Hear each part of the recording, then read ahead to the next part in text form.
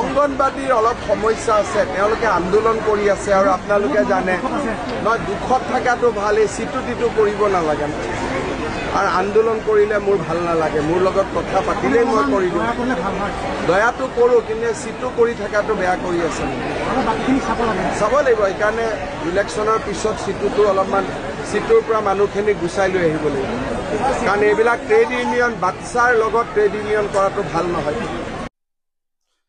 As information চাই আছে, মুখ্যমন্ত্ৰী ডক্টৰ হিমন্ত বিশ্ব শৰ্মাৰ ডাঙৰীয়াৰ বক্তব্যৰ প্ৰত্যুত্তৰ এবাৰ দিছে অংগনবাড়ী কৰ্মী সহায়িকাসকলে। এটা ভিডিঅ'ৰ জৰিয়তে আমি বহুখিনি কথা উল্লেখ কৰিছিলোঁ আৰু সেই ভিডিঅ'টোত মুখ্যমন্ত্ৰী ডক্টৰ হিমন্ত বিশ্ব শৰ্মাই কি কৈছিল সেই সন্দৰ্ভত আমি আপোনালোকক জনাইছিলোঁ। মুখ্যমন্ত্ৰী ডক্টৰ হিমন্ত বিশ্ব শৰ্মাই অংগনবাড়ী কৰ্মী সহায়িকাসকলক প্ৰতিবাদ নকৰিবলৈ কৈছিল আৰু মুখ্যমন্ত্ৰীগৰাকীয়ে অংগনবাড়ী কৰ্মী সহায়িকাসকলক প্ৰতিবাদ নকৰিবলৈ কোৱাৰ লগতে কিয় তেওঁলোকৰ সমস্যা সমাধান হোৱা নাই সেই সন্দৰ্ভত কৈছিল। তেওঁলোকক আলোচনালৈ মতা নমতা সন্দৰ্ভত এটা বিশেষ কথা উল্লেখ কৰিব বিচাৰিছোঁ। মুখ্যমন্ত্ৰীগৰাকীয়ে ক'লে যে মোক আহি লগ কৰিলেই হ'ল, কিন্তু মুখ্যমন্ত্ৰীগৰাকীয়ে লগ কৰে নে নকৰে সেই সন্দৰ্ভতো বহুখিনি বিষয় উত্থাপন হৈছে। মুখ্যমন্ত্ৰী ডক্টৰ হিমন্ত বিশ্ব শৰ্মাই কি ক'লে সেয়া সকলোৱে শুনিলে। প্ৰথমতে আমি এটা কথা উল্লেখ কৰি ল'ব বিচাৰিছোঁ যে আমি যিটো ভিডিঅ' দিছিলোঁ তাৰ পাছত মানুহৰ পৰা কেনেদৰে সহায় লাভ কৰিছোঁ, অংগনবাড়ী কৰ্মী সহায়িকাসকলে কি কৈছে কমেণ্টৰ জৰিয়তে, আমাৰ ভিডিঅ'ত কি কৈছে তেওঁলোকে সেয়া আমি উল্লেখ কৰি দিব বিচাৰিছোঁ। তেওঁলোকে কৈছে, এতিয়া বৰ্তমান আমাৰ দৰমহা বন্ধ কৰি ৰখাৰ বাবে আমাৰ ল'ৰা ছোৱালীক বিদ্যালয়ৰ ফিজ দিয়াৰ বাবে বহুতো অসুবিধা হৈ আছে, আমি দিন হাজিৰা কৰিব লগা হৈছে। ভোটৰ আশাত টোপ দিছে, মুখ্যমন্ত্ৰীয়ে মিছা মাতে আন্দোলন বন্ধ কৰি কৰ্মী সহায়িকাসকলক বিভক্ত কৰিব বিচাৰিছে যাতে সংগঠন দুৰ্বল হয়। আমি আন্দোলন নকৰাকৈ কিয় দৰমহা বৃদ্ধি নকৰে?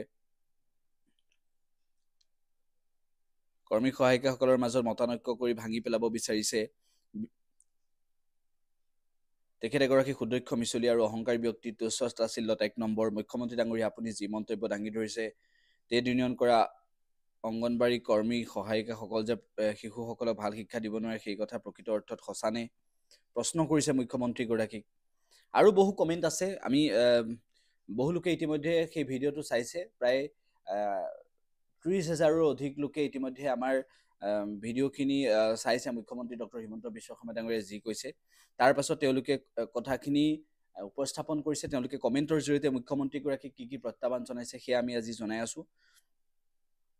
শিশু আৰু মহিলা সবলীকৰণৰ বাবে আশা কৰ্মীসকলেও অহোপুৰুষাৰ্থ কষ্ট কাম কৰে, এইসকলৰ কথাও ভাবিব লাগে। এই সন্দৰ্ভতো লিখিছে, আমাৰ হকে মাত মতাৰ বাবে ধন্যবাদ। ইমান ধৰ্ণা কৰাৰ পিছতো এবাৰ নাভাবিলে এতিয়া মিছা প্ৰলোভন দি আছে নেকি? প্ৰশ্ন উত্থাপন কৰিছে, বিভিন্নগৰাকীয়ে প্ৰশ্ন উত্থাপন কৰিছে। এটা চাকৰি কৰাৰ পিছত ভিক্ষা মাগিবলৈ গ'লে কোনোবাই দিবনে? এজন মুখ্যমন্ত্ৰী হৈ ইমান মিছা কথা কয় আৰু সাধাৰণ ৰাইজে মিছা কথা নক'ব, তাৰ মানে কি থাকিব? তেখেতসকলে কি কৈছে, অংগনবাড়ী কৰ্মী সহায়িকাসকলে কি উত্থাপন কৰিব বিচাৰিছে? অংগনবাড়ী কৰ্মী সহায়িকাসকলক আৰু কেতবোৰ মন্তব্য কৰিছে। মুখ্যমন্ত্ৰীৰ ঘৰত বহি থকাসকলক ১২৫০ টকা দিয়ে, কষ্ট কৰা দিবলৈ বেয়া পায়। ভোটাৰসকলক অংগনবাড়ী কৰ্মীসকলে গোটাই দিয়ে আৰু ৰজা হোৱাৰ পাছত পিটি দিয়ে। আমিও আগতে আন্দোলন কৰা নাই, এতিয়া উপায় নাপায় আন্দোলন কৰিছোঁ। কাৰণ আন্দোলন নকৰিলেই পাব বুলি কৈছে, কিন্তু তেখেতসকলে কি কৈছে, অংগনবাড়ী কৰ্মী সহায়িকাসকলে কি ক'বলৈ বাধ্য হৈছে? আমি সকলোৰে কমেণ্টখিনি পঢ়িছোঁ আৰু এই কমেণ্টখিনি আমি মুখ্যমন্ত্ৰী ডক্টৰ হিমন্ত বিশ্ব শৰ্মা ডাঙৰীয়াৰ জ্ঞাতাৰ্থে এইটো কথাই উল্লেখ কৰিব বিচাৰিছোঁ যে অংগনবাড়ী কৰ্মী সহায়িকাসকলে কি কৈছে তেওঁলোকৰ মন্তব্যখিনি এবাৰ শুনক। অংগনবাড়ী কৰ্মী সহায়িকাসকলে কি ক'ব বিচাৰিছে, অংগনবাড়ী কৰ্মী সহায়িকাসকলৰ দুখখিনি এবাৰ বুজিবলৈ চেষ্টা কৰক। অংগনবাড়ী কৰ্মী সহায়িকাসকলক কিয় বাৰম্বাৰ প্ৰতাৰণা কৰা হৈছে সেই বিষয়টো উত্থাপন কৰি অহা হৈছে। এই ভিডিঅ'টোৰ জৰিয়তে মুখ্যমন্ত্ৰী ডক্টৰ হিমন্ত বিশ্ব শৰ্মাই চিটু সন্দৰ্ভত কি ক'লে, বা মুখ্যমন্ত্ৰী ডক্টৰ হিমন্ত বিশ্ব শৰ্মাই প্ৰতিবাদ কৰা সন্দৰ্ভত কি ক'লে, মুখ্যমন্ত্ৰীগৰাকীক লগ কৰিলে সকলো ঠিক কৰি দিম বুলি কৈছে, কিন্তু লগ কৰিবলৈ সুবিধা কেতিয়া পাব তেওঁলোকে? এই প্ৰশ্নখিনি গুৰুত্বপূৰ্ণ। আন্দোলনৰ কাৰণে কোনে বাধ্য কৰিলে? ললিপপ খাবলৈ কোনো ইমান মূৰ্খ নহয়, এনেদৰে মানুহে লিখিবলৈ বাধ্য হৈছে। কিয় লিখিবলৈ বাধ্য হৈছে?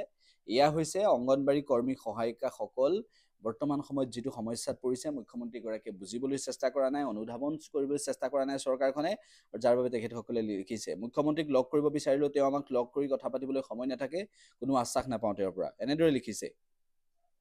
প্ৰতিবাদ বেয়া পাই যদি মাননি বৃদ্ধি কৰক প্ৰথমতে এনেদৰে লিখিছে ইমান কম টকাৰে ঘৰ চলাবলৈ বহুত কষ্ট হয় আমি কি প্ৰতিবাদ কৰি ভাল পাওঁ নেকি এনেদৰে প্ৰশ্ন কৰিছে প্ৰতিবাদ কৰি কোনোবাই ভাল পাব নেকি যদিহে বিনা প্ৰতিবাদত দিয়ে তেনেহ'লে মুখ্যমন্ত্ৰীগৰাকীয়ে দিয়ক সংবাদ মাধ্যমৰ আগত যদি কথা কৈ মুখ্যমন্ত্ৰীগৰাকীয়ে অংগনবাড়ী কৰ্মী সহায়িকাসকলে দুখ ঠেলে প্ৰতিবাদ কৰাৰ বাবে তেওঁলোকে মাননি বৃদ্ধি কৰাৰ বাবে মনে মনে বহি থাকিব লাগিব নেকি এই প্ৰশ্নটো কোনে কৰিব প্ৰতিবাদ কোনে ভাল পায় কোনেও ভাল নাপায় আমাৰ মাননি বঢ়াই দিয়ক